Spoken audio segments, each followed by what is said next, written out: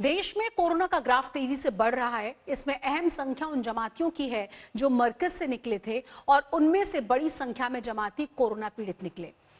उस मुद्दे पर मरकज मुखिया मौलाना साद ने आज तक से बात की है, एक एक सवाल का जवाब दिया है।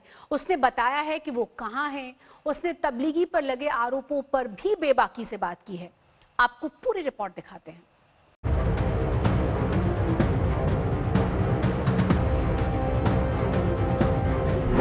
दिल्ली पुलिस से क्यों बच रहा है मौलाना साद? क्यों सामने नहीं आ रहा मौलाना साद? जमातियों पर लगे आरोपों पर क्या बोलेगा मौलाना? और सबसे अहम सवाल कि कहां छिपा है मौलाना साद?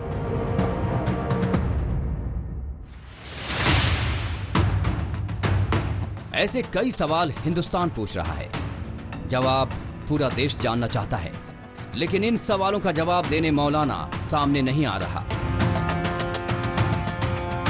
लेकिन आज तक ने मौलाना साद से हर वो राज जानने की कोशिश की जिनसे वो बचता रहा है। मौलाना साद ने आज तक के एक एक सवाल का जवाब दिया है। साद बता रहा है कि वो कहां है, वो अब क्या कर रहा है। अब तक दिल्ली क्राइम ब्रांच से बचने वाला मौलाना साद आज तक अब तबलीगी पर लगे आरोपों का जवाब दे रहा है। आज तक के सवालों को लेकर वो कोरोना से जुड़े विवाद पर सफाई दे रहा है। आज तक संवाददाता अरविंद ओझा ने उन तमाम सुलगते सवालों का ईमेल भेजा। उसी के जवाब में मौलाना साद ने आज तक को सिलसिलेवार तरीके से अपनी सफाई दी। आपको बताते हैं आज तक के तमाम तीखे सवालों का मौलाना ने कैसे जवाब दिया। साद से पहला सवाल था कि क्या आपने अपना कोरोना टेस्ट कराया है? मौलाना साद ने साफ साफ जवाब दिया कि हां, मैंने कोरोना टेस्ट कराया है। साद से ये सवालों की शुरुआत थी। अब वो सवाल जिसे लेकर अब तक कयासबाजी का दौर चल रहा है,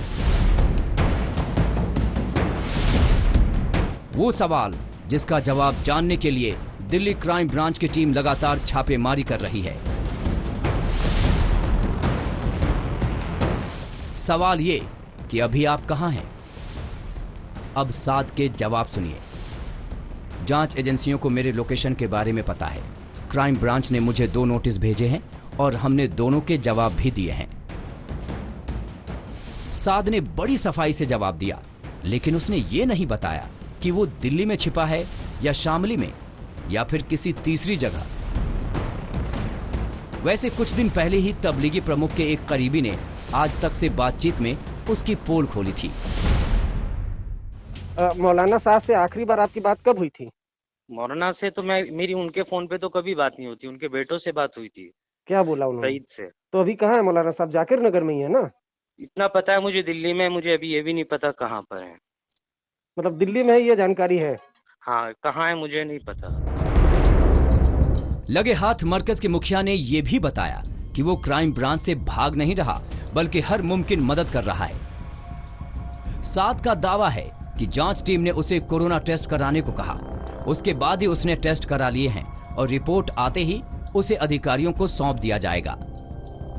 आज तक ने मौलाना साद के सामने उस पर लगे आरोपों पर भी सवाल किए हैं। संवाददाता अरविंद ओझा ने ईमेल के जरिए पूछा कि खतरे के बाद भी आपने विदेश से लोगों को क्यों बुलाया? अब साद का जवाब सुनिए। वो कहता है, मैंने किसी विदेशी मेहमान को लॉकडाउन में नहीं बुलाया। हकीकत तो यह है कि लॉकडाउन की घोषणा से पहले ही 23 मार्च को कार्यक्रम स्थगित कर दिया गया था। जो लोग इसमें शामिल हुए थे वो रेल और हवाई सेवाएं बंद होने की वजह से लौट नहीं पाए। 22 मार्च को जनता कर्फ्यू में ढील के बाद कुछ ही घंटे में 1500 जमाती देश के अलग अलग हिस्सों में रवाना हो गए थे और वही जमाती मुसीबत की जड़ बन गए। कोरोना ग्राफ ने रफ्तार पकड़ ली। जिस मरकज चीफ मौलाना साद को दिल्ली पुलिस की क्राइम ब्रांच तलाश कर रही है, उसी मौलाना साद ने आज तक से एक्सक्लूसिव इंटरव्यू में खुलासा किया है कि उसने अपना कोरोना का टेस्ट करवा लिया है, जिसकी रिपोर्ट जल्द आएगी और वो रिपोर्ट क्राइम ब्रांच को सौंपी जाएगी। साथ ही साथ मौलाना साद ने बड़ा खुलासा ये किया है कि वो कहां पर है, इसके बारे में एजेंसियों को यानी दिल्ली पुलिस क्राइम ब्रांच को पूरी जानकारी है। इसके अलावा मौलाना साद ने इस एक्सक्लूसिव इंटरव्यू में अपने ऊपर लगे तमाम आरोपों को खारिज किया है। उसका कहना है कि उसने ऐसी कोई गलती नहीं की है जिससे उस पर अबेटमेंट टू सुसाइड का केस लगाया जाए। कैमरामैन कृपाल के साथ अरविंद ओझा, दिल्ली, आज तक।